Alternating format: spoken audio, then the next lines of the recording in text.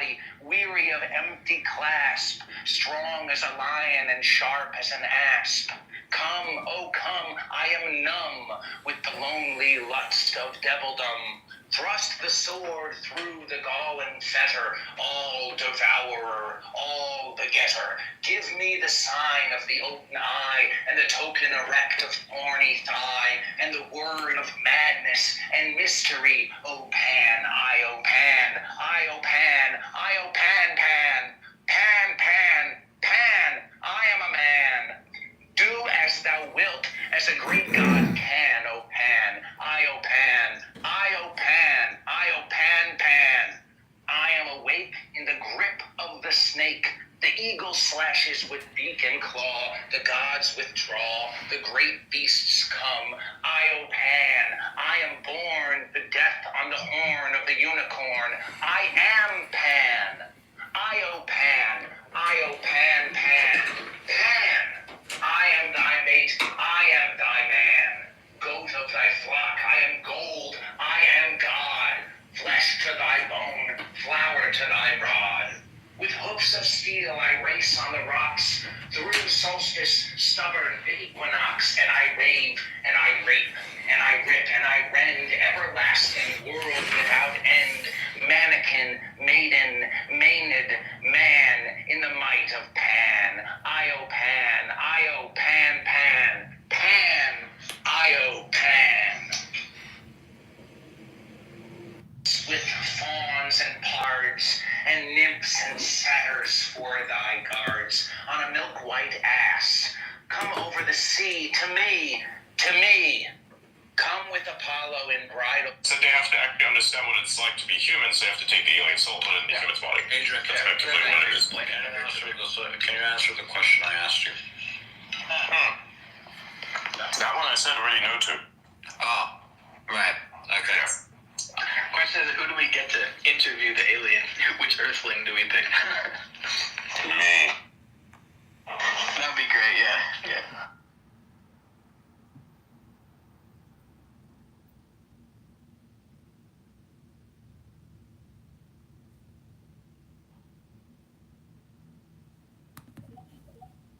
Elevator, and this random dude who's like on a phone call with like a bunch of people who sounds strange go into an elevator and says that exact shit.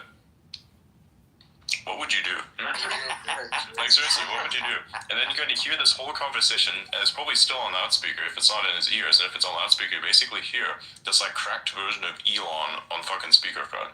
Fantastic. Hi everyone, by the way, if you're there.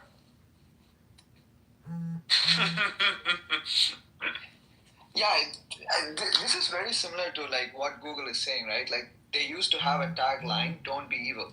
Wait a second, I didn't even think about evil before you even said that. Used to have that line. That's true. Yeah, they got rid of it. They removed it.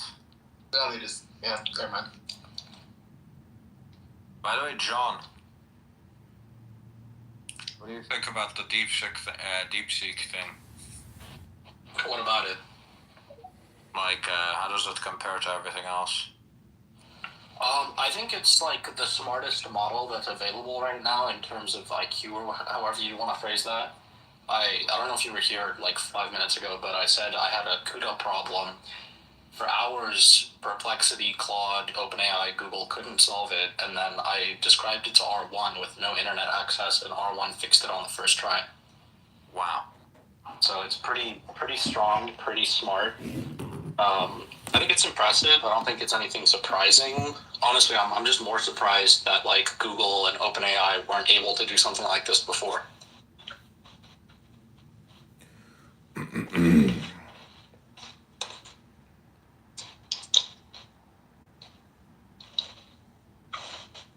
you still think your AI is the best? In my opinion, it's always been about, if you look at every single use case, there's a very specific combination of like how much IQ do you need, what latency do you need, what cost do you need. I think the reality on the market today is Rysana models cover more use cases in aggregate, but the R1 models, they win like very unusual use cases that I don't really face very often, but that are more valuable individually. If that makes sense. Yeah. So like, if you wanted to like, you're doing high frequency trading and you want to put intelligence in that in a way that triggers in 5 milliseconds, there's only one model in the world that can do that, which is ours. But if you want to solve, like I just said, like a CUDA problem that no other AI model can solve, then R1 is going to be the thing there until O3 comes out.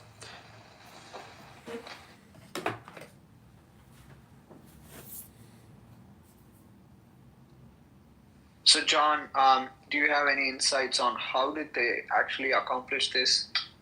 I mean, they didn't have as much money as OpenAI or Anthropic or something, nor did they have the GPUs. So is it just like pure talent?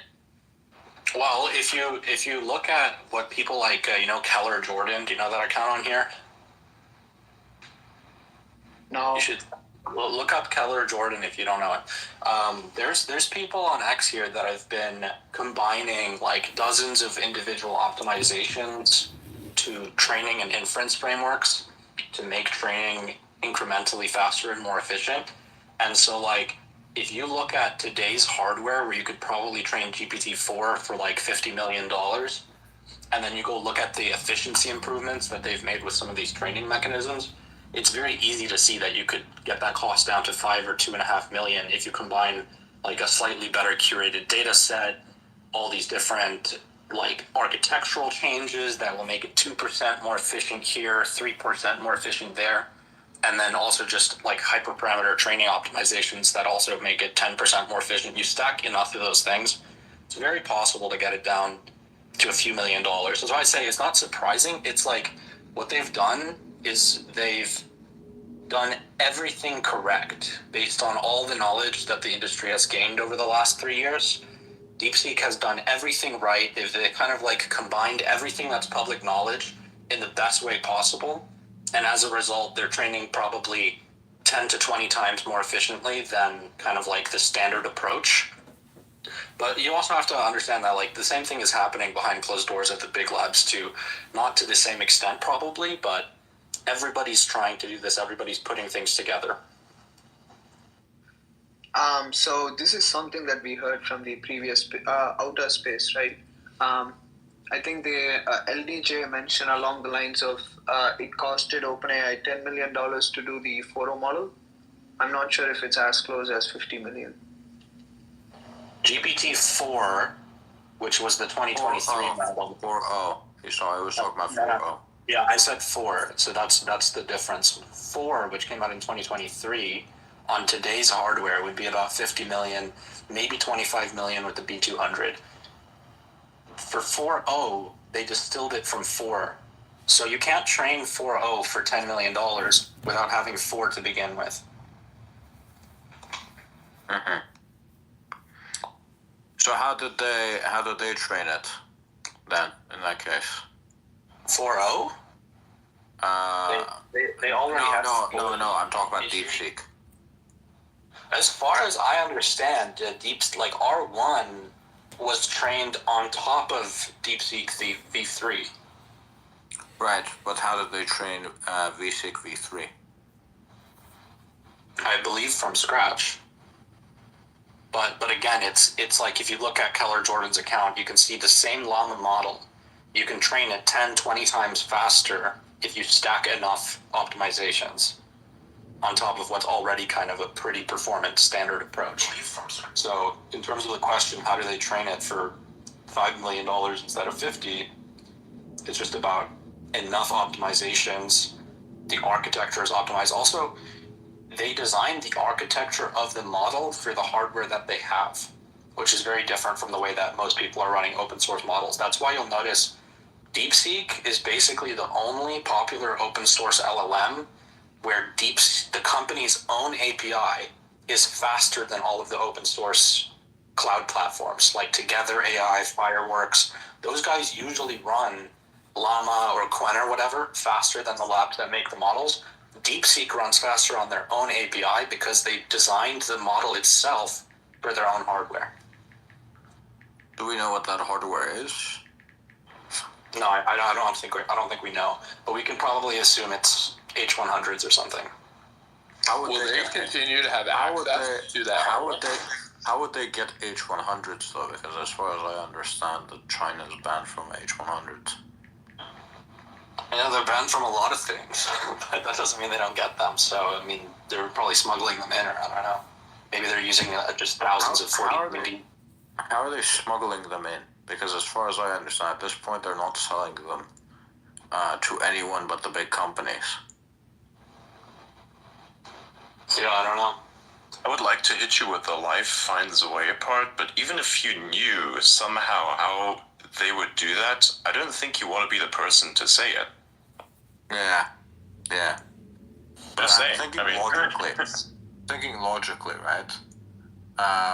Like at this point, they're only selling them to the big companies, right? Microsoft, Google, XAI, Facebook, whatever. I'm trying to think of how exactly you would be able to smuggle anything. At large companies, there's always someone who feels like they don't earn enough money, or you can send some money to. And then, next thing you know, something that you need falls off the truck. Like, remember with the Gigafactory, where like an entire truckload of cups was missing? Somehow it just disappeared, bro. I don't know what happened, bro. Yeah, but that's fucking cups. We're talking about booze that cost. If you can make an entire truckload of cups, like thousands of those things disappear, you can do the same thing for a couple H100s, man. Or you could say a few of them got fucked, collect them over time. We're not talking about a few. We're talking about a shit ton. A metric shit ton. Yes. And in that case, the problem is a little deeper than you think. Ask DeepSeek. Yeah. Mm-hmm. Yo, how'd you get these GPUs? How'd you get so many of them, man? GPUs, bro. So I have a question. Why should they go to NVIDIA again? Like, can't they just get it from TSMC? What? What are you talking about? I mean, they can order the chips from TSMC and design the GPUs inside China, right? No, they can't buy it from TSMC. They can't get any chips from TSMC. They got the same problem, you see.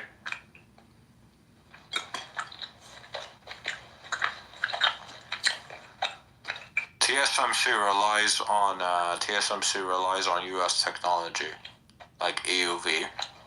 And that's why whatever they make is sanctioned. They can't take contracts from China.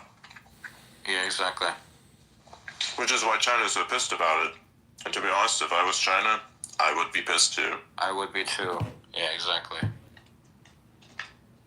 I asked DeepSeek, and they said like old GPUs, third-party resellers. DeepSeek didn't even really have a good answer for how they got their GPUs. If that were the case, you'd have to rely off of multiple failed companies, of which few do exist. Oh, by the way, the guy we talked to in MySpace came. Sure. So we can discuss it with him as well. Sure. Hey, LDJ, how's it going? Hey, what's up? I hear you guys talking about DeepSeek GPUs. Yeah. I think I heard something along the lines of like getting them, like you could basically have like a shell company in like Bangladesh or like India or Thailand or something, and then you order, you know, H800s or H100s through there, and then you ship them from there to, you know, China. And apparently some of them are getting to China that way. I think at this point, though, they're not selling any of those to like anyone other than the big companies. I mean, you really got to respect that, right? So not only did they have less money, not only was it a side project, but they had to like fucking cheat their way to their hardware, and they still got it done. Like, damn, dude. Well, I think they said in their paper it's H800s, I think, right? Which is like, I think NVIDIA's allowed to sell those to China, but it's just like something like 2 or 3x less powerful than H100. But if you look at like the estimated amount that DeepSeek has is around 50K of those, which is somewhere around like 25K like H100 equivalents. But DeepSeek V3 only used like 2K of those to train, so they still haven't even used like the full amount of all their compute to train things. How much do those things go for? A pop? Like an H800, I'm not sure, but like H100 is probably selling for about like more expensive earlier, but maybe like around 20K, maybe even lower, like 15K at this point because of Blackwell. And then maybe H800 is like, I don't know, 10K?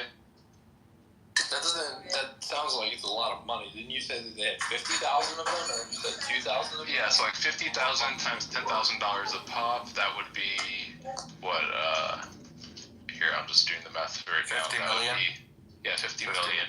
Yeah, which Yeah. is about what they said, $50 million of a GPUs. Yeah, so, yeah, that And would make sense. $5 million to train.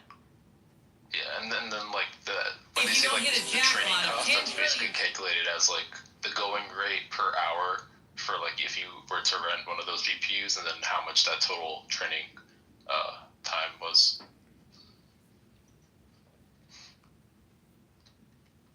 Yes, so I think you said that it cost 10 million-ish to train 4.0. Yeah, like if you were to, yeah, that seems like very likely, or at the very least, like a text version of 4.0 if they were to make that. But maybe because the multimodality and other things like that, maybe it cost more, like, you know, maybe 15 mil or a little bit more. But I think it's very likely around that range for something like 4.0, yeah. So how will American companies respond to this? Like, how will, from like X to OpenAI to I don't know, Google, like what did we learn, and how do you think people are going to respond?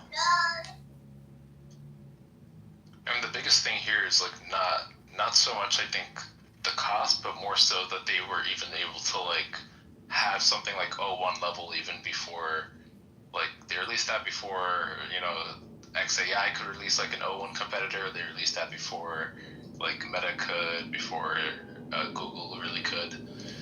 So I think, I don't know, I think what we might see is maybe an attempt to try and kind of like make the talent density of these teams like even more, because like part of the reason of why DeepSeek was able to ship those like faster and better was maybe because they were able to just kind of like get that research like implemented into like a single run and like ship that out like much faster just from the size of their team and selection of their talent. Has anyone? That's cool. Has anyone looked at ByteDance, the owner of TikTok's? Yeah, they're making some pretty big moves too. Yeah. I mean, even beyond, I think they had something else called, or I might be getting that mixed up with Tencent. I think it was either ByteDance or Tencent that had something called Hunwan too, and they had like a video model as well. And yeah, I mean, ByteDance and Tencent, they have basically GPT-4 level stuff too now. So ByteDance would be making video models, but I thought Doubao was an LLM. Yeah, I think wasn't Alibaba also doing something? Quen? I think Alibaba definitely has its own thing, but I don't know what it does. Yeah, I think it's called Quen. Yeah, Alibaba, I would say out of the like all the Chinese labs, it's probably the second like best behind DeepSeek, or maybe even like tied with DeepSeek, depending on how you look at it. Yeah, they even came out with a reasoning model before DeepSeek did called QWQ, but it wasn't like quite at O1 capabilities. It was more like O1 preview, so it's not getting as much hype as DeepSeek R1's model is.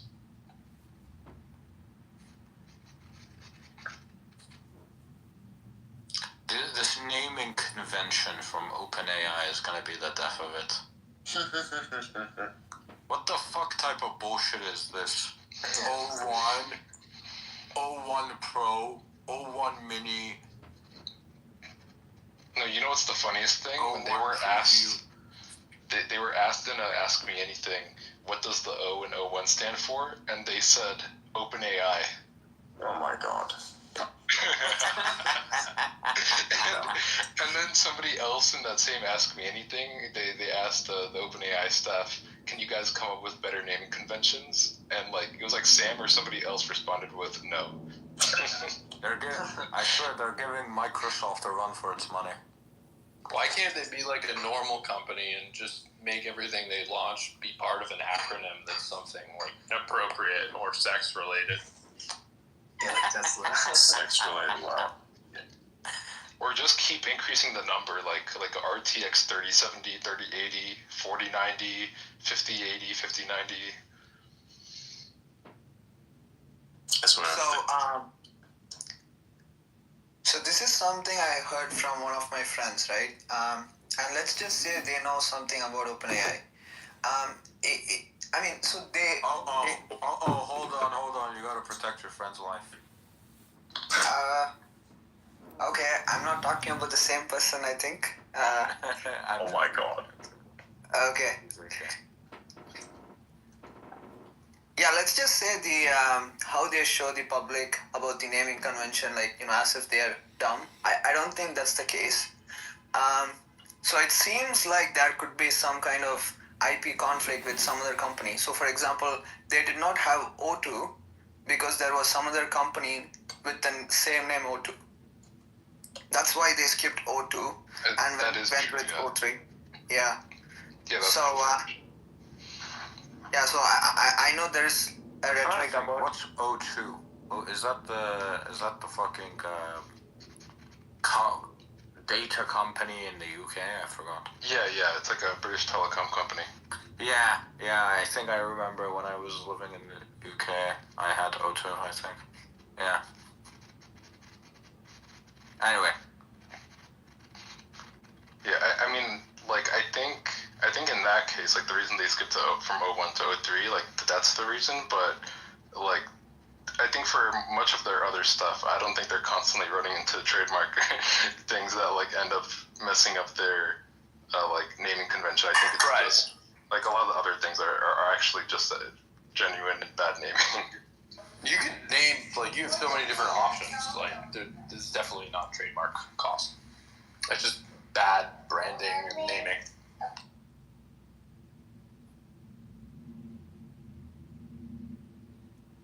What do you guys think of the computer agent thing, or like the naming convention for that, at least, like they called it operator?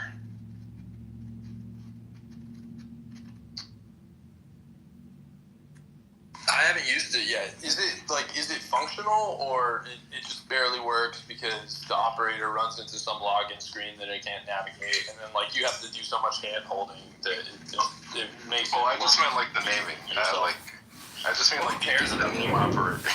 Well, because we were just talking about like naming conventions right now. So.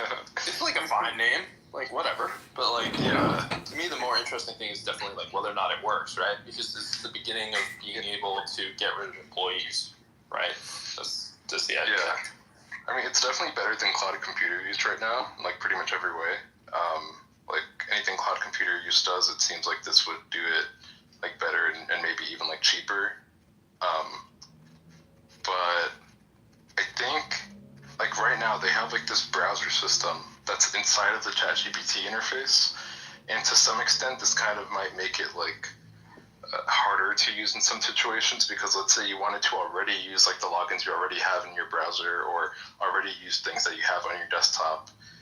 But like on the other hand, it's just safer because instead of like interacting with all these other logins, like it has this dedicated browser that you can put your own like logins and autofills and all these things that you wanted to have access to.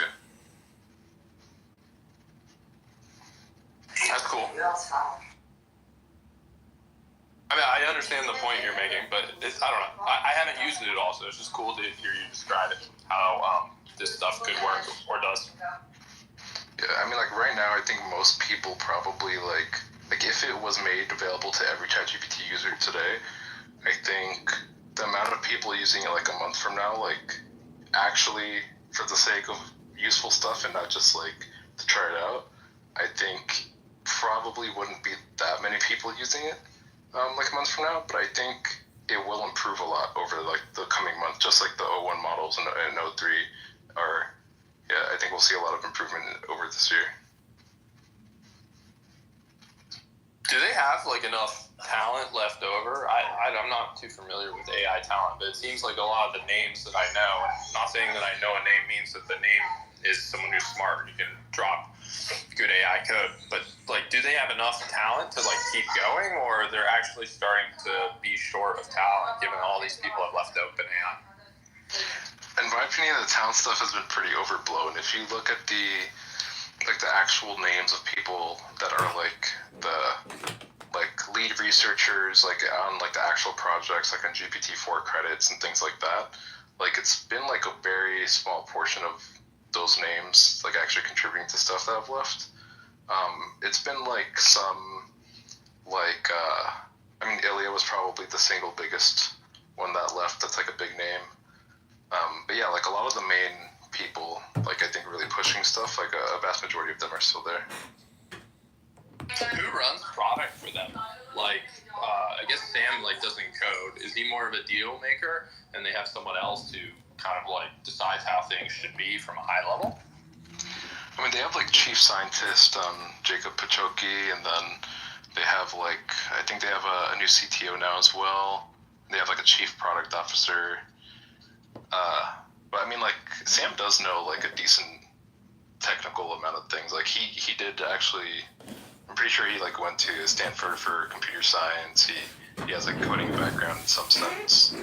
But yeah, he's like not like this cracked like AI researcher, but he probably knows enough to kind of like understand what kind of decisions should be made roughly high level. All I know is that his social. I apologize if there's background noise. You guys can tell me if there is. I don't know if my phone or the app. A little bit, but we could still hear you clearly. All right. I apologize. I'll stop talking after this. But all I know is that like Sam had a social network and it didn't work out, and so I don't know. Yeah, there's a lot of lore behind that. Yeah, he had the social network that didn't work out. I think it was like when he was like 19 or something. And that was like the first batch of Y Combinator, which is like the startup accelerator. And then he actually ended up working his way up to like he ended up just being really good at kind of giving people business advice and mentoring people through things, and ended up as president of YC. All right, one last thing. I think that he, just from like watching him operate and just like who he is as a person, he seems to be like a lot better with like people than he does to be at like designing products. That's just the vibe I get. Okay. Yeah, I mean, like, I don't know the guy personally, so I can't really say. He was, apparently, at least, Paul Graham, sees him as a very, very intelligent person.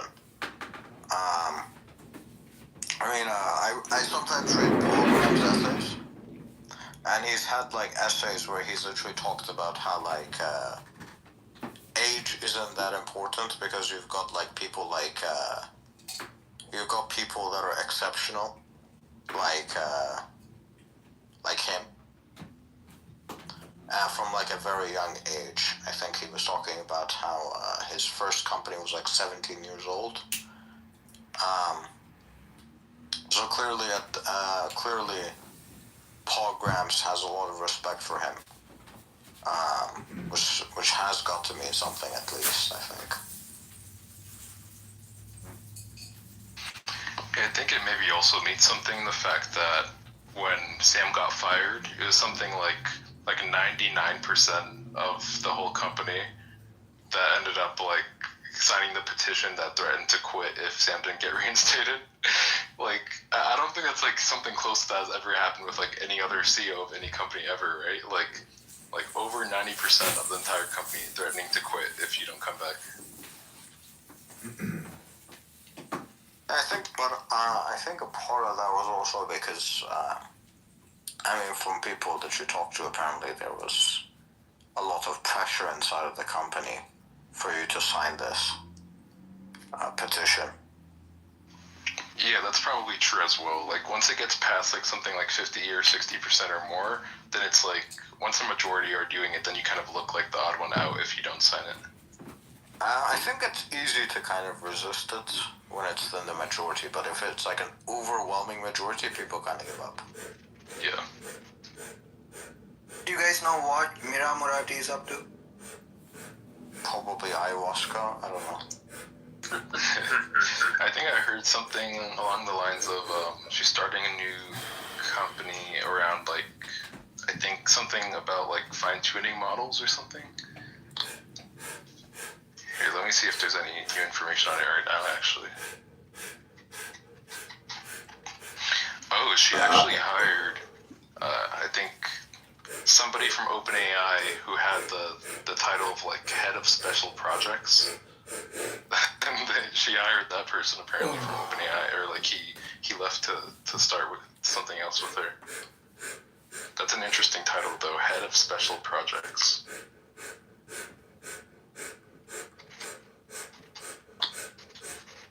The new way to become a billionaire is to join OpenAI and then leave and then start your own company. Mm-hmm. But why not start a new company in the first place? Because no one's gonna give you money. Yeah. You gotta have an impressive work history. It's not like otherwise the university degrees would work as effectively as they were marketed to work. Yeah, exactly. Plus, if you work at OpenAI, you'll at least meet some smart people that you can coach. Yeah, speaking of like talent, like leaving or joining places, I think like there's kind of this hyper focus on OpenAI because they were kind of like even if they're not all around like the clear number one right now, they have like this momentum of fame from being like the ChatGPT moment and GPT-4, etc.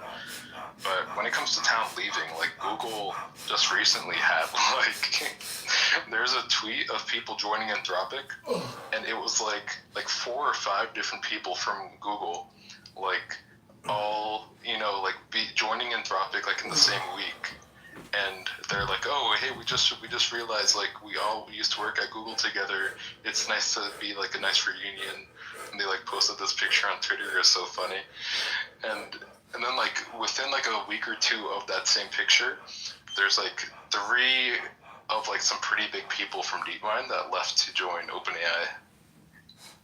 How much does it cost for a new AI company to poach someone qualified from Google or OpenAI, both in terms of salary and stock, like roughly? At least probably 500 grand at this point. Yeah, I mean, like, it depends on the person, but I've heard of things like 10 mil plus. But yeah, like 500 grand is probably like for at least like more of the average talent. But I mean, when I say average talent, I mean like if you're in DeepMind in the first place, like the average of DeepMind is already highly exceptional, right? Yeah. DeepSeek is paying those bros in cigarettes. Just every time they bang out a new model, they just throw them those pack of cigarettes, and they just grind away. It's a bunch of Chinese guys chain smoking. Oh my god. No, but seriously, that's an interesting question, right? Like, what does the talent cost in China? It's not I think I heard it is like that much. I mean, I don't think it's 500 grand, but it's like I think it's still a pretty significant amount for like China. Like I think maybe even I wouldn't be surprised if it's over like 50K or 100K USD, or maybe even more. Because I mean, they're basically a quant firm, they're getting funded by like the CEO who runs this like quant firm and like this giant hedge fund with billions of dollars. I interviewed a guy who wasn't like an AI researcher from a quant fund in China who I was going to hire, and he was like, I think if I recall correctly, he didn't need much more than like 30 or 40 grand. And it was, like he had like a decent pedigree. So just one data point, but there you go.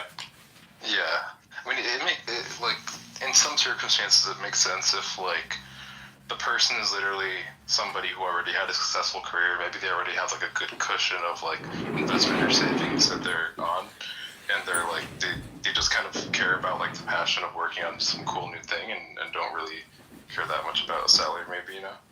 You get that Elon discount. Yo, you get to work for Elon. So if it's 500, whether it's 500K or $10 million, like what's the typical breakdown on like salary versus stock in that, or is it just like too hard to say because it depends on valuation and all that stuff? Salary? On the 500K, I would. Sorry, salary.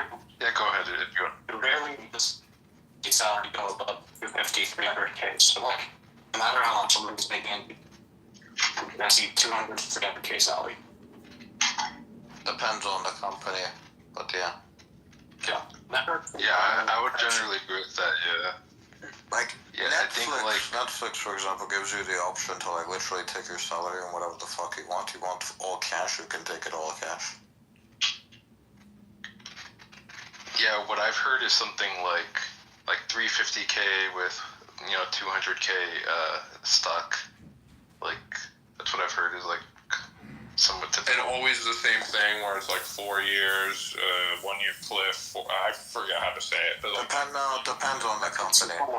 Depends on the company. Yeah, like vetting over time, like investing over time. Yeah, You don't get it all like immediately at once. exactly. Usually. 4 years is definitely the most common, but it's not that common. Yeah.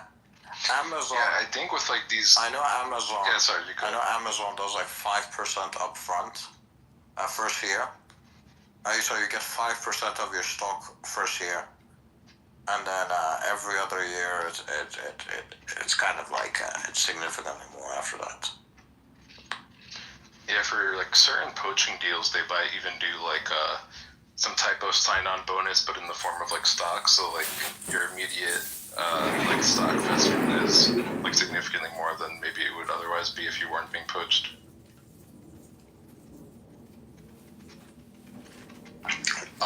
Amazon's kind of falling apart, but I only get to see the non-software side of it for the most part. See the retail side. What does Rysana do, John? It's the R is sweet to language models, just like OpenAI or Anthropic or whatever, but our focus is on trust and reliable first, reliable and structural sense. So if you've ever used like OpenAI structured outputs, or you've like used a normal language model and tried to parse it using structured data or anything like that, basically do that. Our structure systems are about a million times faster, so we basically have no overhead for that, and then all the cells are also anywhere from 10 By the to way, 50,000. you're cutting out. You're cutting out pretty badly. How many words do you need? Every other word like comes Yeah, in. It's every other word comes in. Well, It's laggy. take a look at my profile. I have a video that covers it pretty well, and Basically, what we're doing with our brains here is we're doing the same thing that NVIDIA is doing with our video games and the frames that are being skipped. That's what's happening. Yeah, deal with it. Yeah. We can kind of understand what you're talking about. It's just very difficult to piece together. That's a good analogy. Yeah. So what Now I'm it's thinking working. is, Now everything's working well. And now you're back. so it doesn't matter who wins the AI race. The consistent winner is Jensen Huang. Yes. And TSMC.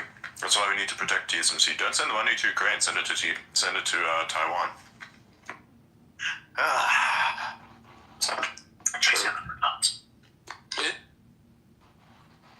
well, why not bring Taiwan to the US? What do you mean? Make it a U.S. state? No, we could dig out the land surrounding Taiwan and actually like transport it on across 10 different aircraft carriers, bring it to next to Florida, and boom, done deal. Exactly. I'm sure China would be cool with that. 100%. We need to call in the monkey god from. We need to call the monkey god in from Indian mythology. He's gonna lift the island up and bring it straight here. That's a real thing, by the way. Go look it up. Do you mean God or Wait, do you mean Wukong? The Wukong guy? I don't know. I forgot the name, but it's definitely not Wukong. Siraj? Where's your moat? So, do you know what I'm saying? Do you know what I'm talking about? What's the name of that mythical thing? It's called Hanuman, but I'm not a Hindu myself, so I don't have expertise in the subject. Right. I just needed to know the name because you might have known. Yeah, it is Hanuman. Yeah. Yeah, so we're gonna have to Hanuman fucking Taiwan. Just take the whole island and ship it to the US. Put it right there next to, put it into the Gulf of America. You know, it really does belong there. We just gotta make sure that the depth is right. Otherwise, the whole thing is gonna be underwater, and we'll have Atlantis V2. We don't want that. But yeah, sure. It would be an epic battle. Like the monkey god from India shows up to with Taiwan, and then the Monkey King from China is like, not so fast. And then you have this like, crazy monkey battle with Taiwan. That's pretty funny. And then once we put it into the Gulf of America, if we make it just U.S. territory, then we don't even have to give all the people visas, because the people on the island will already just technically be residents already. Yeah, like Puerto Rico. Exactly. Yeah, exactly, like Puerto Rico, yeah. Yeah, So but they would be U.S. citizens. They would be U.S. citizens still. I'm like a highly expert trained racist. And Siraj, what is your last name though? Isn't it a Hindu last name? No, it's my dad's name actually. Well, he's Go your dad. on. No, yeah, I'm not very religious. Well, he's your dad, though. That's the Yeah, question. him neither. Oh, It's like okay. an atheist, or does he believe in something? Fellow racist. I would say I would maybe agnostic. That would be more accurate. But atheist for, I would say, practical reasons, so I don't get into rabbit holes every day. What about you?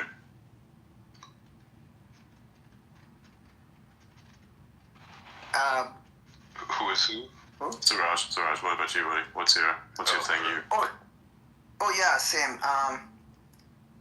Agnostic, yeah. fair enough.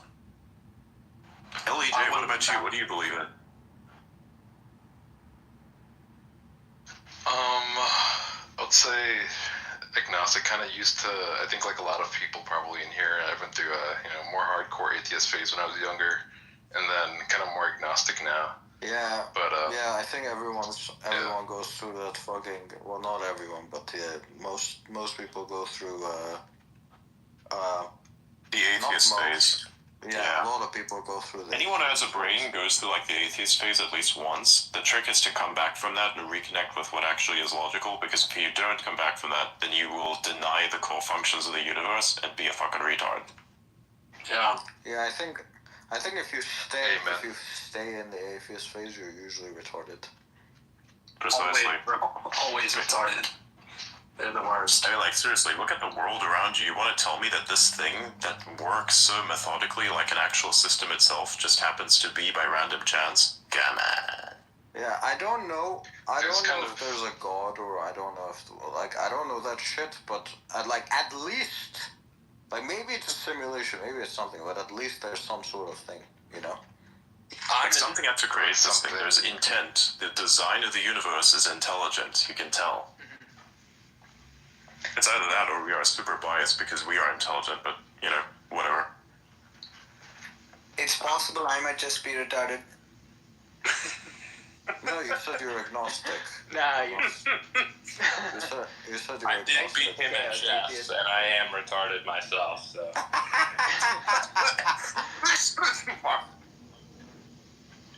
I mean, what's interesting is like around like SF, Silicon Valley, there's kind of like a bit of a growing like Catholic mysticism vibe. I think John, you might know kind of what I mean, but Yeah. yeah, like there's like kind of increasing mysticism, not necessarily in a bad way I'm saying, but just like interesting mysticism that's What is Catholic mysticism? I guess just if you kind of I'm gonna butcher this, but like the general vibes of like, I don't know if you're familiar with like Rosicrucianism or Gnosticism and like things Gnosticism. relating to that, or like when it comes to things like the very original abstract interpretations of angels amongst the original kind of biblical and tangential texts of the time. Like those sorts of things, like very much more abstract, like more like original true interpretations of things that are not like kind of imposing narratives of the churches at the time. Are we about to see the beginning of a religious war between the Catholic mystics and Y Combinator? Or maybe I think a lot of the YCOM people might already be maybe mystics. If you're in a line of work like that, you have to be praying a lot. Especially if you work at SpaceX and need to pray for the Literally, yeah. A lot of the like aerospace and defense people that I know are Christian. Almost all of them. Yep. B2B Yeah, SaaS. same. That's pretty agnostic. I think I've noticed a trend with like, and this is like pretty low sample size, but like infra people, like people that like even like high up in like, you know, maybe like a like head director of like infra for maybe like a big AI project or something. like at a previous company I worked for, this was the case. Like it was like a very Christian guy at the head of infra, and then I think Greg Brockman at OpenAI, I think he's like Christian too, if I remember it. Yeah. And he's like, I think, head of infrastructure or like president or something like that. There's definitely a personality type that's attracted to religion, and then certain religions overlap with certain cultural types, cultural and like personality types. So I could definitely see that being true. Just hit a glass wall with a plate. Yeah, maybe it has something to do with like the love and passion for systems and like systems and optimization problems and things like that, and kind of then that maybe causing you to reflect more about the universe and how that overall system is functioning, and kind of like going down this route. I'm not saying it's even necessarily bad. It's just like, you know, just interesting pondering that it might implore you to do So it. if I were to be saying to Jewish Kabbalah stuff, what would you think of me? Just hypothetical. So first, you're like, oh, so what are the topics that Paul Graham is wrong about that are controversial or sensitive? Now you're like, oh, not a noun account. Would you like to start talking about Judaism? I'm not taking that one. I don't know what Kabbalah is. I know a little bit about Orthodox Judaism and regular, like, Reformed, but I don't really know what the Kabbalah thing is, and I do know that some people rock that bracelet, but that's all I know. Someone else can talk about it. I just read through a lot of it. I think it's the coolest shit ever. I don't know why. It's like, there's a very specific element to it. It's like a lot of the mysticism that I normally read through, it's supposed to instill you with a kind of wisdom about how humans work. This stuff instills you with a kind of wisdom as to how the universe works in some way. Like gigantic godlike forces. That's why I think it's really cool. Yeah, I think the Kabbalistic stuff is kind of tangential and similar in a lot of ways to like the, I guess you can call it neo-Catholic mysticism stuff that I was talking about. Mm-hmm. Like, I mean, even if you just go back to like, it's kind of like a meme in tech and AI lately of like people talking about Neon Genesis Evangelion a lot. And if anybody has seen that or like is familiar with that while also being familiar with like Jewish mysticism, then like you'll see like Kabbalistic like visuals and Sephiroth and Elohim and like a lot of these Jewish terms and things in Judaism are commonly referenced in that anime. What's like the best thing to read? Like ideally a book, or I don't know. What's the best way to learn about Jewish Kabbalah? I think, isn't there something like literally like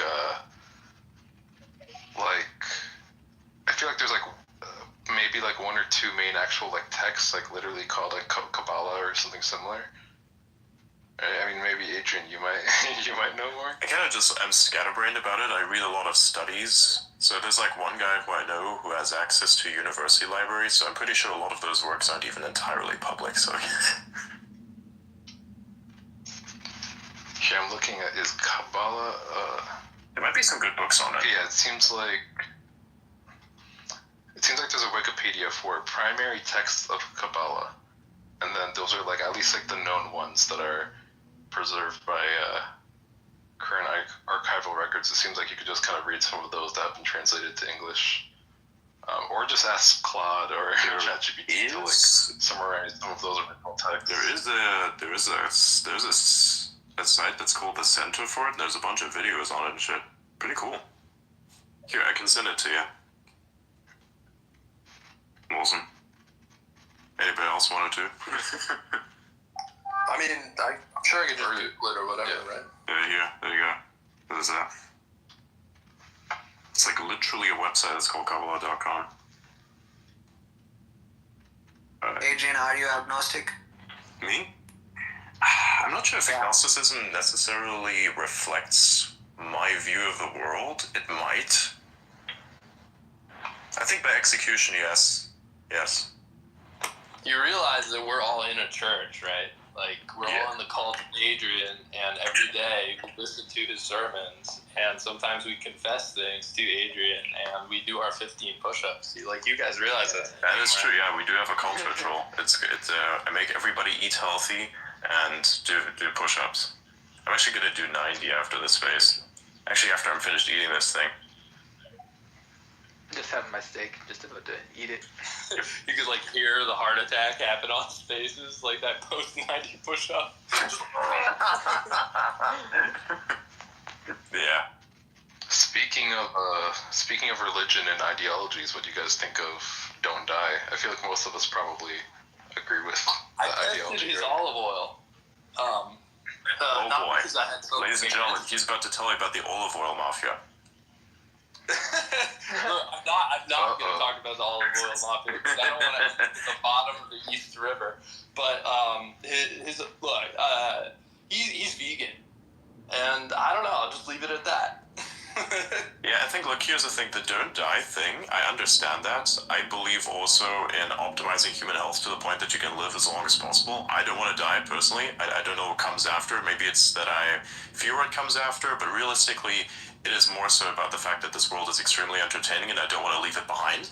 So I kind of just want to keep going and keep going as efficiently as I can and as effectively as I can. Like, if I'm sitting there as like a fucking vegetable and I really can't be doing much of anything with my life, then that's kind of not how you want to live. So purely from the perspective of being fit and being able to move around at least, yeah, that's something that I'd want. How he's going about it, I think, is completely incorrect, however. Like, he needs to do things to his body in order to sustain a very counterintuitive diet that is just not realistic and not even necessary, because he's going off of Sinclair's work, which is fundamentally incorrect on multiple levels. Also, it's like purely rich people food, by the way. Go ahead. Yep. Yeah, I think like maybe the best argument for it though is along the lines of like, you know, maybe not going as hardcore and like in the specific direction that Brian Johnson is, but the overall sentiment of Don't Die, I feel like even if you do enjoy, let's say, eating fast food and doing this and that, and like if you ask such a person, hey, would you rather eat fast food and this and that rather than be dead? And they most definitely likely say yes. And like if you want to actually maximize the amount of time that you can eat fast food and do this and that, then like you should just try to at least survive till like, you know, a longevity escape velocity, assuming that you at least believe that could happen, and like at least make it to there, and then you could do whatever you want. Then you could spend hundreds or thousands of years eating fast food, and like you don't have to worry about dying. You know, just try to. Yeah, but I don't this think way he's wrong about it in the right way. Exactly. He's talking about being fucking vegan and measuring nighttime erection time. Bro, imagine you're like the fuck. Well, okay, to be fair to the Taking vegan, fucking blood from his son. Dude, imagine that your father fucking like doxes your nighttime erection data on the fucking internet in front of millions of people. What the fuck? I'm sorry, can we discuss that? Yeah.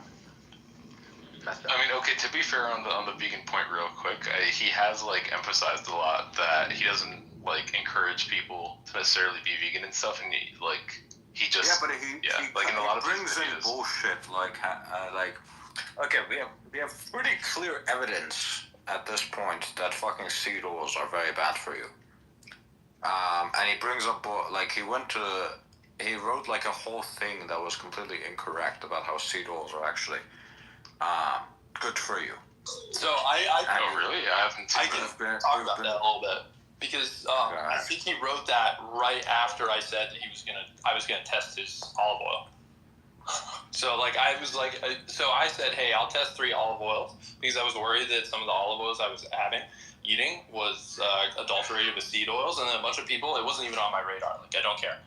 A bunch of people were like, oh, test Brian Johnson's, and then like he got tagged over and over again, and then within a couple of days he wrote this like long thing about how seed oils aren't that bad. But then I did test his olive oil, and there's a post on my profile that you can read, and it is within the range of what the international olive oil trade organization considers to be extra virgin olive oil. So just wanted to put that out there. Based. Does it have That's good. any seed oils or no? I wasn't actually able to figure it out. There's an extremely wide range of acceptable values for things like oleic acid, linoleic acid, and these things called sterols. And I could send you the data. So what happened is I didn't want to test it in Italy because I was worried that an Italian lab would not give me an honest result because I'd heard rumors that I don't know are true or not about like basically the Italian mafia running like a fake olive oil scam. And so one of the kind of like the reasons for this assertion is like, for example, this year, like olives had I heard like a pretty bad harvest globally, but you won't necessarily see like a decline in olive oil supplies and stuff like that. And so a lot of people think that olive oil is adulterated with seed oils, whatever. So I was like, okay, I won't test it in Italy. And so then I decided to test it in Germany because I couldn't really find any other lab outside of Italy that was willing to test olive oil. I tested the olive oil. I spent a lot of money, like $5,000 actually, to test like 4 or 5 different olive oils. It goes to Germany. They're like, we're an accredited lab. We'll do it. It's not like a random lab. It's like a big European company that you have almost heard of. Almost definitely if you know testing.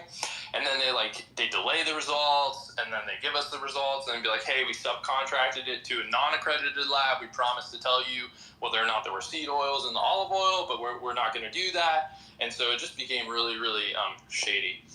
And I think if I were to do it again, I would like either test it myself on my own equipment, or I test it like in some place like China, even though they said they couldn't do it accredited testing. And then something that was very important is I wouldn't test it with the packaging. I made the mistake of sending like big brands to a lab, and I think that might have been frowned upon. So I'll put the post in the conversation so you can like see some of the data. I read that yesterday and I was like, wow, that's something I didn't necessarily anticipate. Although one thing I find is very interesting. So I used to live for multiple years in Morocco, and we actually had our own olive oil made from our own olives there at the time. Whatever this European olive oil is, I don't know what's wrong with it, but it tastes fucking rancid. This stuff, you could actually almost drink if you wanted to. It was smooth, it was extremely fragrant, like fragrant to the point that if you were to put this on your skin, it would smell like perfume.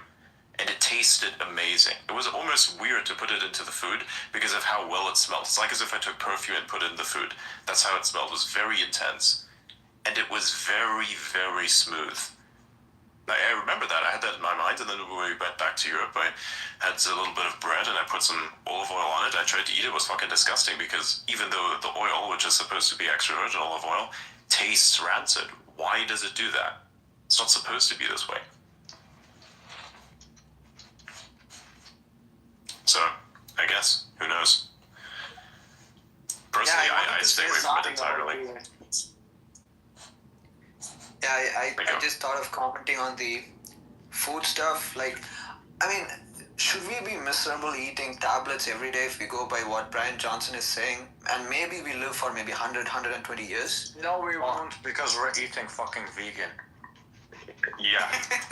So again, like, just to clear it up, the idea of don't die, I think that's great. I think that's perfect. It's just the way of how to get there, this is what we disagree with. Right? Because that's not the way to get there. You look at some of the most nutrient-dense foods that are on the planet, and he's avoiding exactly those things. So look at like a ruminant, for instance. So a lot of the stuff that a human would need, the human can't actually process directly from a plant. So you'll need a medium, and that medium is in fact something like a cow or a goat or various other forms of animals, which are so happen to be ruminants, right? Because they have to actually take that grass, turn it into meat, and then you take that meat on, because you're literally a biomechanical assimilation engine. So that's why I also eat a shit ton of meat, and I don't need to eat more than like once a day. I would also eat a few carbohydrates as well, and a shit ton of butter and some eggs. But ever since I did that, my energy is like all the way up. I have no more problems. I don't have weird acid reflux when I'm in bed. I don't have like the need to sleep as much, and genuinely, I feel as though my cognitive function has massively improved also. you will actually die on the vegan diet if you do not take supplements. Like, Exactly. there is no plant that you can get vitamin B12 from. And keep in mind that this is something where we have actually bred plants to be this effective. So even at their most effective, plants are still gonna kill you if you don't take supplements. Think about humans in the past. They clearly did not live on this shit. Nope. And you can eat some plants. I do think that eating some plants is perfectly fine. Like, have a vertical diet where it's like 80% protein. You can eat whatever else you want on top of that. You can even eat the fast food. It doesn't do much damage to you. Except for McDonald's, I recommend staying away from that. For some reason, when I ate like a Big Mac the last time, I felt as though I had a weird immune response. Very strange stuff. I'm not sure if anybody else has that, if they'd ever tried that after like a long period of taking in a high protein diet. There's something in there which really fucks with me. I'll say that too, yeah. That's true. Burger King doesn't seem as bad. I haven't had either in years, but still, yeah. Yeah. There's some local places that are kind of good. I know they're frying their shit in seed oils, but realistically, if you only have it's the sub 1% of what you can eat, so it's fine. Like, you can splurge a little bit, you can eat the sweet stuff, it's fine. If you have a balanced diet like that, then you can do practically almost whatever. You can have the non-diet Coke, who cares? Doesn't matter. But you have to actually get to the point where your body is actually in top shape and top health, and then you can kind of manage that, because otherwise everything's going to fall apart. You know, apparently McDonald's actually used to fry their French fries in beef tallow. Yep. And then there was like fiasco apparently where when McDonald's was coming to India, then like there was like this big like protest, and no offense to Roger, when McDonald's came to India, there was some big protests around like them using beef tallow to fry French fries. That's not what happened. That's not what happened. Yeah, okay, do I have the story wrong? Yeah, okay, somebody fact. So basically, the story was there was this guy that had a heart attack.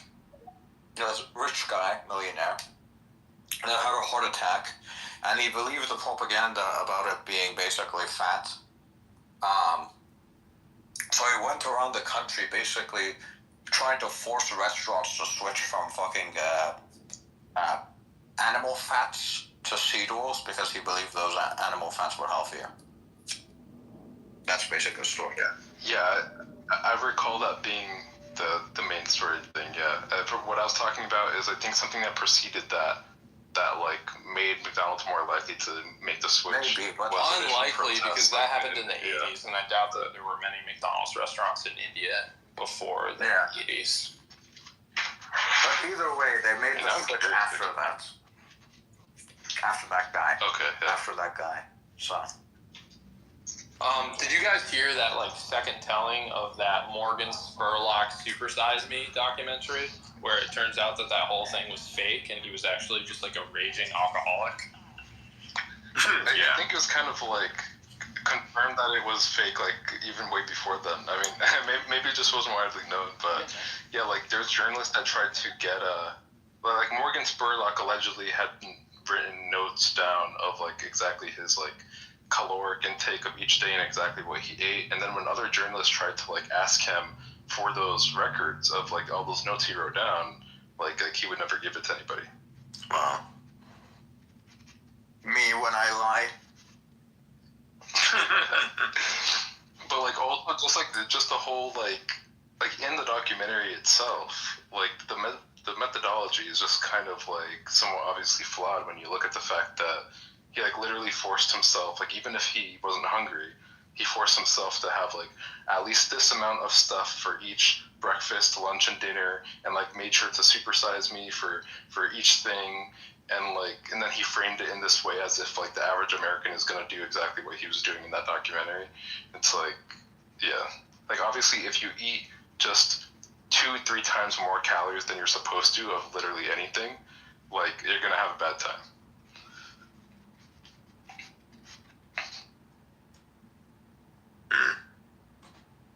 Dude, I'm seeing Elliot's post here. What the fuck? Why is there like a really rusted looking pan in the background? Nice cast iron, but what the fuck is... Let me see. Joseph Everett did a very good takedown of the bullshit that Brian Johnson was talking about. And then he got this very, very retarded ass community note, whose source was literally the r/vegan subreddit. And then Brian Johnson responded with, whether you like it or not, most of our knowledge on health is based off of surveys. And I'm like, yeah, then probably that's the fucking reason why we live such an unhealthy life now. This is the unhealthiest people have ever been. Alright, I'll say it. I met Brian Johnson briefly. Just briefly. In a very short interaction. It was not a positive interaction, but I may have just been misinterpreting something, whatever. But the dude has scars behind his ears. I could be wrong about this, and it could have been me being far away, but he has scars behind his ears. Correct me if I'm wrong. Go find a picture behind the ears. But that plus veganism, that's all you need to know in my book. Well, yeah, I'm confused. Does like scar behind the ears signify like a specific thing where? You get them from a facelift. Oh, okay. Thank you for that context. All right. I was starting to think that he's about to make a lizard people joke. Jesus Christ. You never know with me. I'll say it too. I've spoken to Brian Johnson on a couple occasions, like in spaces and stuff, and and I have some mutual friends with him. But he seems like a pretty cool guy, I don't know, to me. But like, I don't know, like yeah, like I don't agree with the veganism thing, but the main things he tries to push is really like 90% of the stuff he says, don't die, get good sleep, like, and mostly basic stuff like that, which just most people don't take seriously enough, but they should. Yeah, I think sorry for interrupting you, but I totally agree. I think probably on balance, it's really great that he's bringing attention to health, and how you can have better habits. But as others said, it would just be nice if some of his scientific-oriented recommendations were better. You know, that's it. Yeah, sure, yeah. So, Auta, you mentioned that Brian Johnson is using a study from one of the professors that go to Stanford or something? I think somebody mentioned something about Sinclair. David Sinclair, he doesn't go to Stanford. He's a Harvard professor. I think it was maybe Adrian that said something about Brian Johnson and Sinclair. Yeah. He was using his science. He's using Brian Johnson is using David Sinclair's methodologies.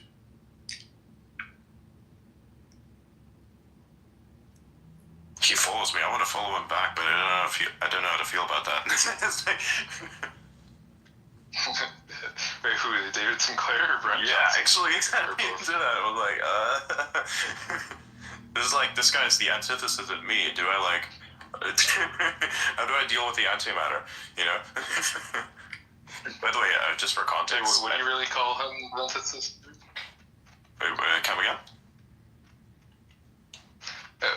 I'm just kind of surprised that you said that you're the antithesis of him, or vice versa. Yeah, when it comes to like the health aspects in terms of how to get to a certain destination, that would be it. Because I have a guy. This guy would eat just plants, right? I would prefer to eat only meat. I actually don't like to eat anything else, really. That's the stuff that really I enjoy eating the most. Everything else is just kind of meh by comparison. If I could only eat meat, like that'd be the only thing that I have to eat for all of eternity, I would be totally fine with that. Yeah. I think Jordan Peterson's daughter does the same thing, right? Mm-hmm. Even Peterson himself did that for quite a while. I think Jordan Peterson. Yeah, exactly. I think he does it himself too. Yeah. I tried it out myself. Like I literally went something like 4 or 5 weeks, like only steaks. I think I maybe had like some beef liver supplements too. So like even though it wasn't like technically only steak, it was like still like cow. And yeah, like I didn't end up feeling bad or worse or anything, but I also didn't end up having like an amazing like. That makes sense. That makes sense though, because it takes 2 months at least for your gut microbiome to adjust. Your gut. So do you only get the benefits of carnivore once your gut microbiome adjusts? Until then, I did notice. until then, Yes, you sorry, go don't ahead. really notice anything. Nothing's gonna happen. If anything, you actually could feel worse, right? Yeah. Depending on how fucked up your gut microbiome is. Yeah, well, I did notice that. I mean, my energy was definitely way more consistent. And like motivation too. Like, even though my motivation wasn't necessarily like insanely high, but it was like normally, after I eat something, like especially with carbs or something, it would be like my motivation to get things done. Like, after that point would significantly reduce, or like my just overall energy levels would reduce. But like mainly keeping like proteins and meat diet seemed to make things much more consistent. Also, for me, I don't really do carnivore. I just eat other, like I said, I eat other stuff with it as well. Because I like to just remain balanced and be kind of adaptive as well. Because if, let's say, for instance, I travel and I just need to eat because otherwise my body's going to feel like shit. I want to eat something, but not eat too much at the same time. So I have to be able to basically take on a food that is not necessarily consistent with my diet, but definitely is part of it already. So that's kind of why I'm doing a more balanced approach. And I feel really good about it too. And to an extent, I think you need a few carbohydrates as well, because otherwise you just need to eat like a shit ton of meat, of course, right? But you need the carbohydrates somehow as well. I kind of feel like that works out because it's what the brain consumes, like in terms of energy. So yeah. Adrian, I have a feeling. I mean, I think we probably have to go ahead. invite Brian Johnson to the space and then have a live debate with him. I mean, actually, that wouldn't be bad, yeah. Because he says he's all about numbers and science, and then he's ready to debate anyone, right? I know two people that would be amazing to bring on. I think the conversation honestly just might go in a direction though where he ends up being like, yes, I agree that this might not be the most optimal thing for everyone, but I try to make it clear already in my videos that this is just what I choose to do, and I implore people to just choose what they think is best for health. I feel like it might just come down to like a conclusion like that. Mm-hmm. That would make sense, because you can't really argue your way out of this. Like, what he is doing is possible, but only in the way that he's doing it. However, there's a better way to do the same. Like, you want a specific outcome. You can go about it in the most complex way possible, which is unnecessary, which is what he's doing, or you can go about it in the very simple way, which is what we are doing. The outcome is going to be roughly the same. Just one costs more than the other, and probably puts your body through a little bit more torture. Like, I'm a simple person. I want to eat simple stuff, go to bed, stay up late if I need to. I don't want to fuck around with any of that shit. I think the problem with Brian Johnson's stuff is, not Brian Johnson, David Sinclair's stuff is, a lot of his work is based off of fucking mTOR, and he has this belief that constant mTOR activation is basically going to lead you to die sooner. A lot of his theories and a lot of his work is based off this. But the problem is, this is an underlying assumption to which there's no strong evidence for. His theory is that a constant mTOR activation is gonna, lead to you dying sooner. But he hasn't provided any good evidence. I have not seen any good evidence for this. This is just something he's assumed. And then everything he does is based off that. Do you guys believe in just the general concept of an eventual longevity escape velocity? And like for those unfamiliar, that just basically means eventually we would reach a point at which medical science is advancing and accelerating at a rate at which the amount of lifespan extension you get per year is more than the time of a year passing. So like for each year that you continue living, your lifespan, your expected lifespan actually increases by more than a year. I think that's possible. The only problem is at some point you'll reach this issue where you'll have to replace a lot of things in your body, and potentially also with machinery. There's no telling what that's going to do exactly, because there are parts of our body that are somehow connected biologically, that if we somehow disrupt that, there could be problems. So perhaps you'd have to go all the way to the brain part and take your brain and put it into a robot. And when you do that, the only thing that you then have to do is make sure that you can somehow renew the brain matter, as in just like exchange stuff that's dying off, or stuff that's being copied improperly, like just from a cell perspective.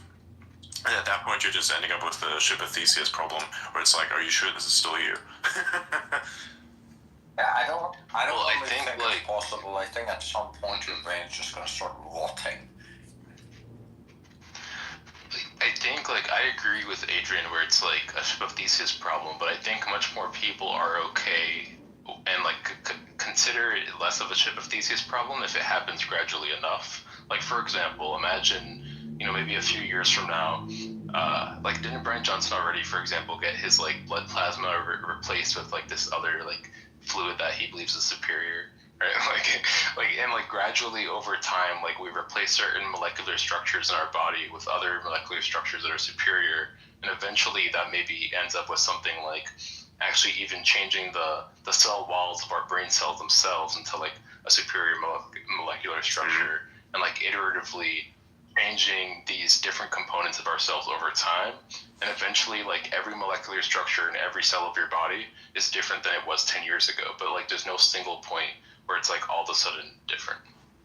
It would make sense, but the problem still is there's something about the brain and the way that it works, specifically the neurons, that makes it so superior that that people are trying to actively integrate it into the physical technology that we have. So as to like help thinking. Yeah. Right, Adrian. I guess like yeah, go ahead, Ada. Yeah, Adrian. Yeah. Hold on. I swear, Is this fucking. new? Wait, what? What's going on? Is this new? Is this new? What is new? Look at what I just sent you. You mean the video tab? Yeah. Yeah, that's been around for quite a while. Yeah. Oh, really? It's just like noticed a new function of X. Yeah, X has a video tab now. You click that and all you can do is scroll videos. It's like TikTok minus the fancy algorithm that makes it actually good. It's the first step. See, this is what I mean. Even fucking Elon was like, this place's algorithm sucks. It was funny when he said that. He said it like multiple times. He said, "Can I talk to the manager?" I'm like, what the fuck? Yeah. No, I don't know. I think we should probably give some slack to the X team because they just launched the feature and TikTok has been perfecting the algorithm for like. No, I'm a decade. talking about the algorithm of X in general. It's worse than every other platform. It's worse than YouTube. It's worse than a fucking TikTok. The content here is generally better. There's better people here, but the algorithm itself is shit. I don't know if from my personal perspective, the way I guess what you're trying to say is the reach-based aspects of the algorithm, as in what makes it to another person's feed, like to actually grow via making posts on X, like that's something that is very difficult to do, not impossible. That is like I mean just the general algorithm, right? I don't know. I feel like the algorithm's actually pretty good. Not for you as a person. No, it's good at categorizing you into like a specific group of people, right? Yeah. It's good at categorizing you into a specific group of people, but you see what people in your group of people see, right? It's generalizing your content into the contents of people, into like the groups of people that you're into, and then you see what the people in that group see. It's basing it off groups. It's not basing it off of you. Yeah. Yeah, which I'm perfectly fine with, by the way, because I choose my groups very specifically. Yeah, but that leads you to seeing some bullshit that you would never see on other platforms, right? Like, I would never fucking see, I don't know, some girl shaking ass on TikTok, right? I don't see that here either. I'm not sure what exactly you're watching, but yeah. If it gets... Fuck off. Hey, listen. If it gets 500,000 views, not 500,000 views, 500,000 likes or more, it always fucking shows up. I don't give a fuck about celebrity bullshit. I don't give a fuck about fucking girls shaking ass. I don't care about Dude, I any don't of see that. any of the celebrity content. I see absolutely none of that. I'm not sure how exactly you interact with the platform, but I see literally zero of that. I see. Okay, then in that case, you're the exception, I think, because I think everyone I've talked to, they will see shit like that if it has enough, if it's gotten enough likes. Once it reaches 500,000 likes or whatever, it shows up on everyone's platform. Okay, so I have some personal experience of seeing celebrity content just today. Chris Evans, he launched his own Captain America coin, which is basically a scam. But I just quote posted that. Yeah, I just thought of saying I did see celebrity. Wait, actually, like, So that's like how Chris you Evans saw himself that. literally posted a. Yeah, I don't think that was actually Chris Evans' account. I think that was like a hack of some kind. We'll have to see. But there's a thing that's going on. I have no idea what the fuck's happening. Doesn't make sense. Yeah, just like John McAfee came back from the dead to start a coin. Did you guys see that? Yeah. And then the girl comes out and says, "Yes, I'm doing it to protect his legacy." I'm like, "Oh yeah, very nice." Here's how we're gonna protect John McAfee's legacy by launching a shit token on fucking Solana and dumping it on people. Fucking hell. I guess she was successful in her assassination because motherfucker definitely assassinated his character there. Fuck me. Strong opinions on it. Jesus Christ. Brian Johnson's life is crazy. I will say he has a lot of he may have a lot of fun with what he's doing. I mean, he is turning himself into a science experiment. So. Not Brian Johnson. Sorry, John McAfee's. I mean. Oh, that guy. Oh yeah, that guy's life is not just interesting; it's fucking insane. Supposedly killed his father, killed his own father. Fucking launched a malware, took over parts of government. Didn't pay his taxes and fucked off to some island. Lived on a boat and like lived the pirate life for a while, I guess. Yeah. Married the prostitute sent to kill him. Yeah. A prostitute was hired to fucking kill him, and then he ended up marrying her. Yeah. Anyways, LJ, what did you want to say previously? Like a few subjects back, like 2 or 3 subjects back, you wanted to say something, but then you were like kind of we were overruled by the algorithm discussion. If you happen to remember what you wanted to say.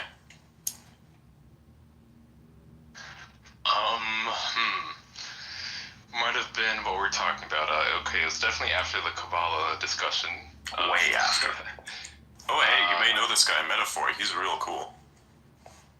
I have about 10 minutes. And to say hello. It's been a while. Oh, I think Mr. AI I remember. discussion. You missed our AI discussion.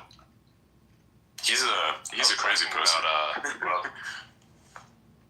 But what I was gonna mention is, what are your guys' thoughts on longevity, escape velocity, and right? That's what we were talking about, right? Because Oh yeah, and then we were talking about how like chip of Theseus, molecules changing over time. Yeah. And I feel like that's the most likely direction it would end up going, and like even like slowly changing the molecular structure that make up the brain cells themselves, like the cell wall, like even your cells themselves are made up of many different molecules of, you know. I think at some point it would be possible and even necessary to physically replace parts of the neurons in the brain before you'd even consider replacing the actual like stuff that it's made out of, just to consider replacing the things themselves, like parts in a machine.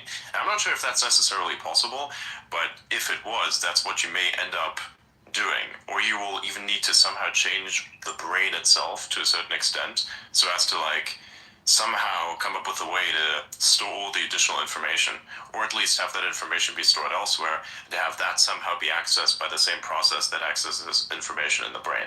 So like, because that's going to be the next problem, data overload. Yeah, I was actually thinking in terms of because you mentioned Department of Government Efficiency posted today. Yeah, they saved $420 billion in contracts and DEI contracts in unoccupied buildings, so that's pretty cool. Yeah. And that was the first 80 hours, I believe. Yeah. It's a good start. If you break it down. By the way, now that Meta's here, I want to ask you Hello? about DeepSeek. Yeah, we could hear you, John. Yeah. Meta, what's up, dude? Can you, what are your thoughts on DeepSeek? It's a very interesting thing. Since you're only here for like 10 minutes, but like, yeah, what do you think about it? I think it's Do you remember when Bing had a really amazing search engine for a little while, and then Google started like making up articles with made up words, and then demonstrated that they were just like observing people going to the website, and then what link they went to later, and then they took them down, and it was very obvious they were just copying all their data. Do you remember that time in history? Not really, no. Not me personally. Dang, there was a Jon Stewart Daily Show episode on this. I can't recall when. It was a while back, maybe a decade ago. But anyway, I kind of described what they did. Pretty sure the same thing happened here. I think this is more of a reflection of a lack of great tackles on the OpenAI servers than it is a major advance. Also, one of the co-founders of Scale AI has kind of said he's pretty sure they have like 5,000 H100s in China already, and he used those for this. Yeah. We were talking about like how exactly they might have gotten all of those. In the Middle East, probably. Yeah, apparently it's more like 25,000 H100s worth of compute, apparently, that DeepSeek has. Yeah, H100 equivalent is one thing, but if you have the actual H100s, then you can just literally run Llama. You don't really need to do anything. This may be... Yeah, when I say, like... Sorry, I was going to say it's 50K H800s, and then that's like roughly 25,000 H100 equivalents. Yeah, but I think what the CEO is saying that they actually have 5,000. not equivalents, but actual. Oh, okay. All right. So like, I think this is more a commentary on how you can't really limit these things. And it's kind of, I think we had this conversation a long time ago, right? Like, do you want to have a closed model or open model?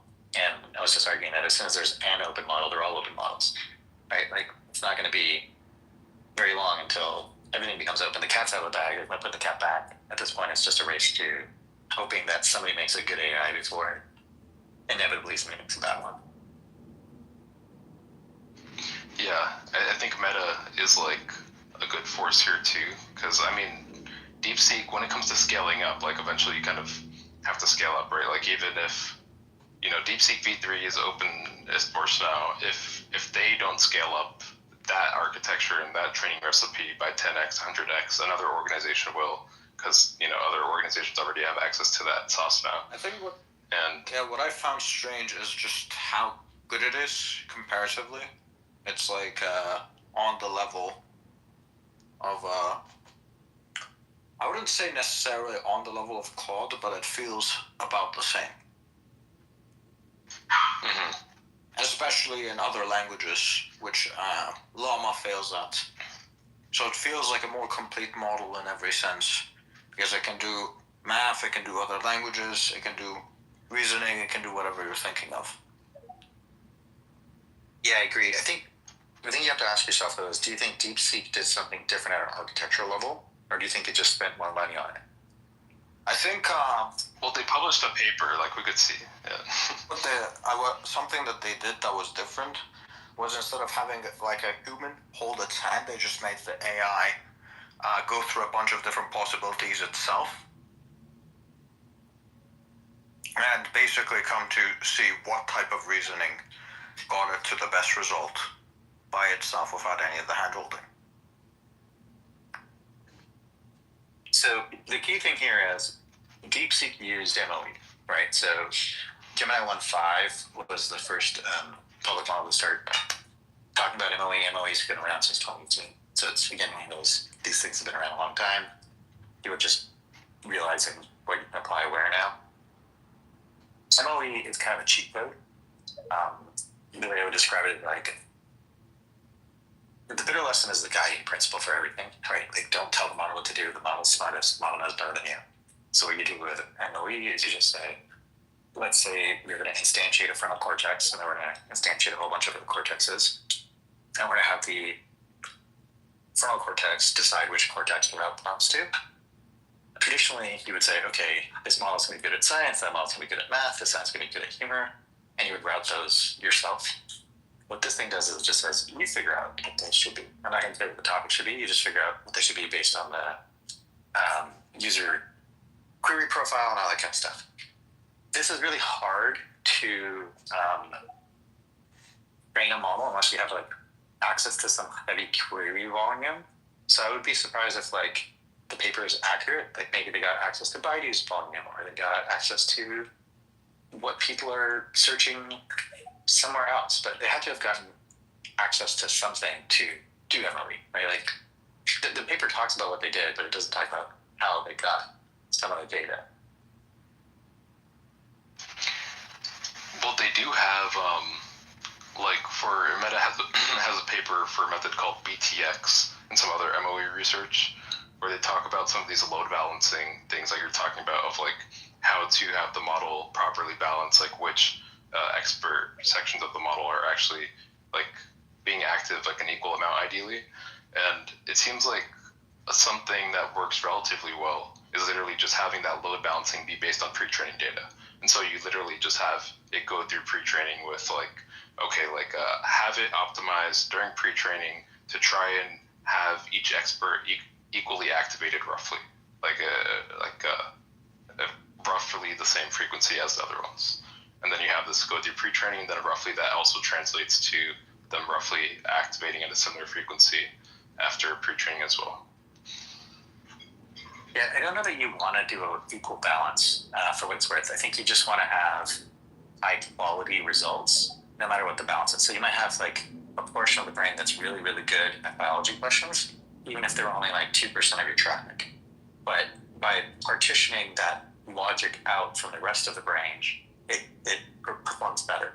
As an example, partitioning away creativity from factuality can be a very good thing, because if you're asking for something factual, you don't want a creative answer because that'll cause hallucination. And if you're asking for like a poem, you don't necessarily want factual answers because that limits creativity and the actual thing you're seeking. Yeah, I mean, like, theoretically, I agree to an extent, but it seems like in the literature, like when they do try to do methods of like a very explicit domain specification like that, like you actually end up maybe being able to get similar, better results by actually having it more distributed and evenly, and like basically activating multiple different nodes of like very abstractly defined things by the training itself rather than defined by a human. I agree. I think it does perform better depending on which benchmarks you're using. But the irony is, at that point, why have MLE at all? Well, because it gives you extra training efficiency. Like for the same amount of loss, you end up needing way less training compute to reach that same average loss. Exactly, yeah. Then you're only doing it to load balance across chips. That's the only reason. And then the question is, does DeepSeek basically just use MLE to load balance across chips? Is that basically the innovation here? I mean, that seems like the main, well, not even necessarily across chips, like even if you do it across like, well, they have to do it on more than one chip, of course, because of the VRAM amount that it's using up. But even if you had it, like, let's say in one chip, the actual flops required per forward pass ends up much less because you're only activating those active parameters of the model. Like, let's say it's like, for DeepSeek, I think it's something like 30B out of the full 680 dB. And then, so you only actually end up spending flops, like during training and inference, for just those 30B parameters for every token. Yeah, I mean, naturally, each chip limits you to like maybe at most 120, right? Like you're looking at 60 to 100. You're not looking at. So I think it is driven by hardware limitations. So if I was to summarize what the paper has done, is it's shown that once you look at MOE, which is again why these regulations are kind of silly, once you look at something like MOE, you realize, oh, you can actually do routing. So you can do what Amazon did back in the day and have a lot of really shitty small computers and parallel process across all of them and serve huge websites and traffic, right? Or you could have one supercomputer and you could serve it all one. Turns out having lots of small ones is better because when something breaks, it's isolated, it's easier to replace, and you can do a lot of like fancy things, and you can serve more queries because they're going to different machines all the time. You can repurpose things, you can scale things up and down depending on which cortex is popular.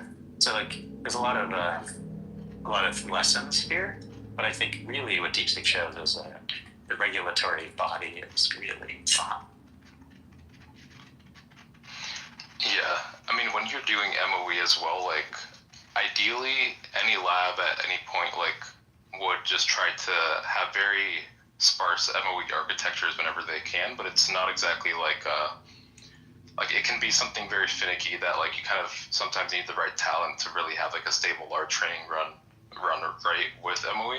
No, you need a lot of data. Kind of, you need a lot of data, and so like the most frustrating thing about these papers lately, and I get it. It was what it is. For people that have been in the academic space before recent times, nobody includes how they actually did anything anymore. It's just like it's just a paper for other purposes. Yeah, I mean, like, for DeepSeek V3, they didn't give, like, the full details, but they did implement some new things for the MOE techniques, like auxiliary loss-free load balancing, and, like, some other methods that they actually incorporate into MOE to, like, make it much more stable and have it run more efficiently, like, during the actual, like, training process and also inference. And they detail some of the algorithms they use in that process in the paper. I'm going to make a prediction. DeepSeek V4 is going to discover RAID is a very effective way to, like, do fault tolerance across different models and servers. Like, we're just reapplying things we've already learned in the past. Sorry, not to be too dismissive. I'm just trying to paint a picture here.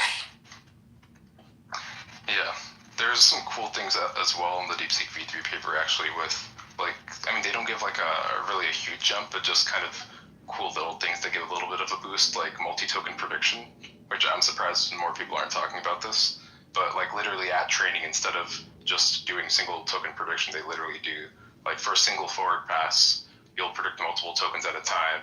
Then, especially depending on, like, how easy those future tokens are to predict, then you could do, like, kind of dynamic multi-token prediction that kind of saves a lot on training costs. LDJ, can you please explain what that is? Sorry, two people were talking to him. So, Raj, you're asking me, like, can I explain what it is? Or? Yeah, the multi-token prediction, right? Yeah, I mean, like, what I just gave, I think, was, like, the best high-level descriptor I could give to, like, without going too much into detail. But Meta, I see you have your hand up. Yeah. Did you want to mention something? Yeah, the other way you can think about it is, like, a token is like a syllable in a word, and multi-token prediction is the ability to spit out more than one syllable at a time. And the cost of prediction is basically because you go in a loop, and in the loop you're predicting one syllable at a time. That's a rough approximation. The field is working more and more on how to tokenize things, like Meta and various other companies are also exploring this. I have a paper that I find fun.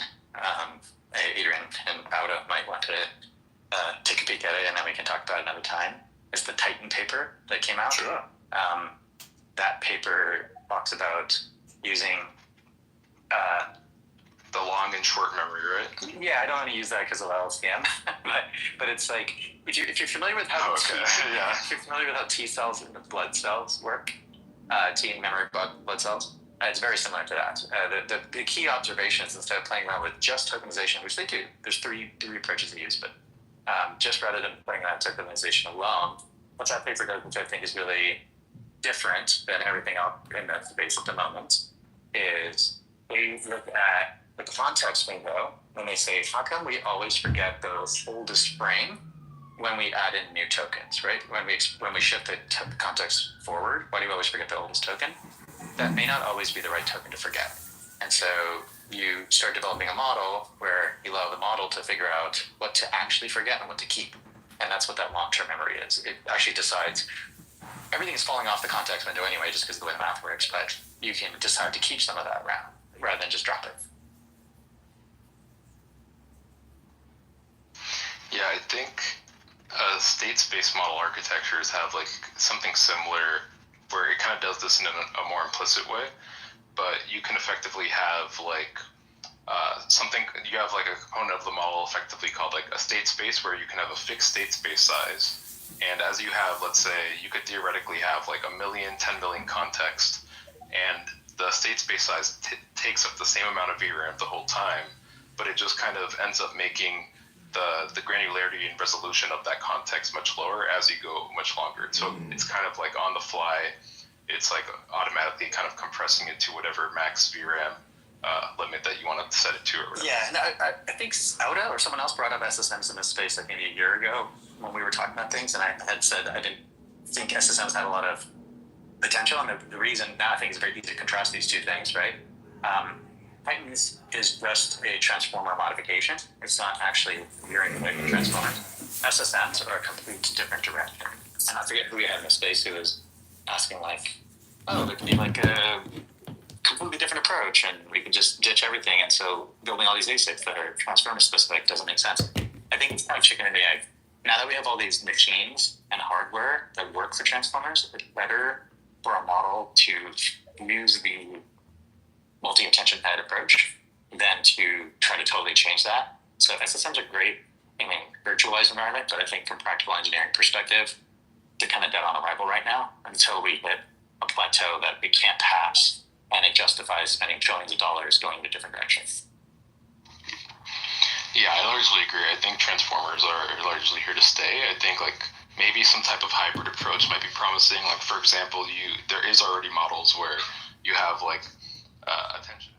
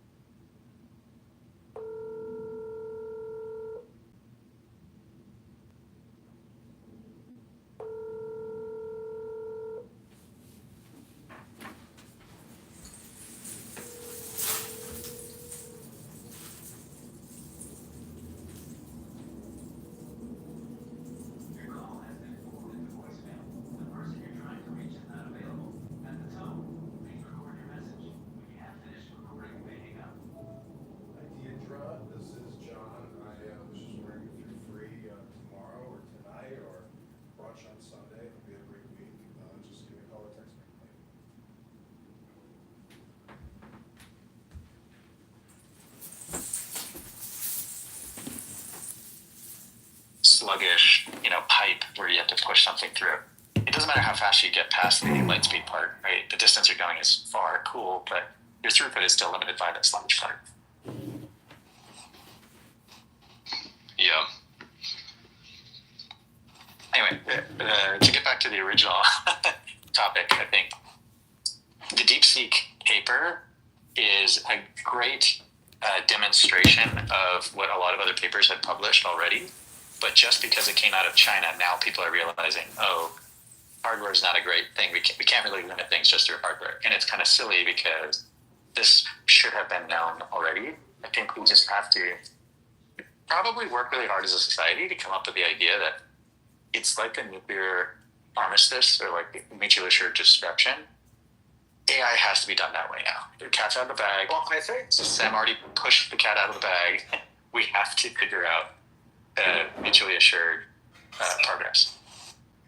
Well, I think what actually does make I think what does make this significant, though, is the fact that it came out of China despite the fact that there is significant sanctions on ships from on China, and two, it's one of the better models. In fact, you could argue it's the best model in some tasks, and three, it's the fact that it's actually, the weights are open and you can use it on your own computer if you want to, provided you have enough compute. I would argue all three of these are a symptom of China trying to demonstrate that they're in the race. They probably were able to spend way more on this from a dollar figure, and they've had way more time since Llama came out to do this. And finally, they probably don't have the same level of scrutiny around using proprietary data, so they probably could just use Llama as a teacher, you can use OpenAI as a teacher, and so it's a lot easier to catch up. It's so much easier to catch up, and then to supersede in a couple of domains where you pick the benchmarks yourselves is very don't buy that hype. We had John on, but we weren't when he was saying it, but he literally he tested out every single one of the. He had an issue with NVIDIA, He was doing something with, I think it was, and CUDA. none of the CUDA was doing something with CUDA, and then none of the major models were able to fix this problem, and the one that was able to fix this problem was DeepSeek. That's pretty impressive. Interesting. I'm not sure. I don't want to speak to people that don't know what the exact example is, but in general, I'm just going to say if you don't have a new approach and you're doing the same approach, then the only way you can make it scale is by throwing more money at it. Yeah, they also distilled their reasoning model R1 into the training of DeepSeek v3, and so that was something that also gave it like a significant, like, I don't like to call it necessarily reasoning because it doesn't, it's not really applicable to all domains, but if you look at the like Math Olympiad scores, for example, for DeepSeek v3, like even though technically it's a regular chat model, it scores like way higher in something like Math Olympiad, for example, compared to like 4.0 or Cloud 3.5 Sonnet, but still lower than like something like O1. Yeah, not to trivialize, but let's say you're starting a new model and you were starting from scratch and you had access to A100s. You didn't have access to H800s. You could theoretically get pretty close to where models are today, in my opinion, if you had enough compute, if you had enough money. The reason is because all you're really doing is using the existing models as a teacher model and then cheating off of what the teacher's saying and distilling down. So if that's all you're doing and you have enough money and time, you could theoretically do it. And think about the motivations of a country like China in this situation, right? Like there's a whole conversation about they're getting left behind. Why? Ask yourself, why did DeepSeek release it? Why release the models? Why not try to sell it as a closed model or do something profitable? There's also the question of why DeepSeek, why not do this another company like Alibaba, which is already large and has the resources. Well, where did the money come from? Is this just me or is he cutting that? Well, from what has been explained, DeepSeek is owned by a quant firm who makes most of their money from trading, and they just literally, the way they're explaining it is this was literally a side project. Yeah, this side project that cost how much? According to them, 50 million for the Jeep and then 5 million for the trading. And how much for the electricity? I would assume that's included in the 5 million, no?